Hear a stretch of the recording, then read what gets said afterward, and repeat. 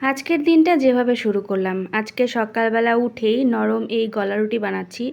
আমরা এটাকে গলা রুটি বলি। এটা হচ্ছে চালের আটা, তারপরে ময়দা মিক্সড করে কাঁচামরিচ, পেঁয়াজ, একটা ডিম দিয়ে এভাবে রুটিটা বানাই। তোমরা কে কী বলো আমি ঠিক জানি না, তবে কমেন্টে জানাতে পারো। আর আজকের মেনুতে হচ্ছে আলু আর শোলা কচুর তরকারি, করলা ভাজি আর হচ্ছে ইলিশ মাছ। এটা হচ্ছে আজকে আমাদের দুপুরের মেনু।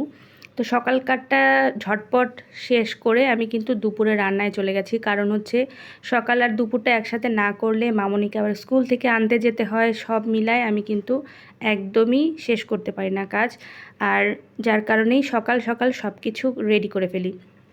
ইলিশ মাছের নর্মালি পাতলা ঝোল রান্না করছি, খুব একটা পাতলাও না, একটু মোটামুটি। আর এই মাছটা কেন জানি বাসায় সবার অনেক পছন্দ, কারণ ইলিশ মাছ সবারই অনেক পছন্দ, এটা বলা বাহুল্য। আমি মাছগুলোকে আজকে ভেজে নিইনি, আজকে একদম কাঁচাই রান্না করছি। তবে এই মাছটা অনেক দিন থেকে ফ্রিজে ছিল, তাই আর ভাজার রিস্ক নিলাম না। একটুখানি লবণ হলুদ মাখিয়ে অনেকক্ষণ রেখে দিয়ে তারপরে কাঁচা মাছটাই রান্না করছি। তবে ইলিশ মাছ যেভাবেই রান্না করা যায় না কেন, খেতে কিন্তু দুর্দান্ত লাগে। তোমরা কে কী রান্না করছো অবশ্যই আমাকে কমেন্টে জানাতে ভুলবে না কিন্তু। টাটা।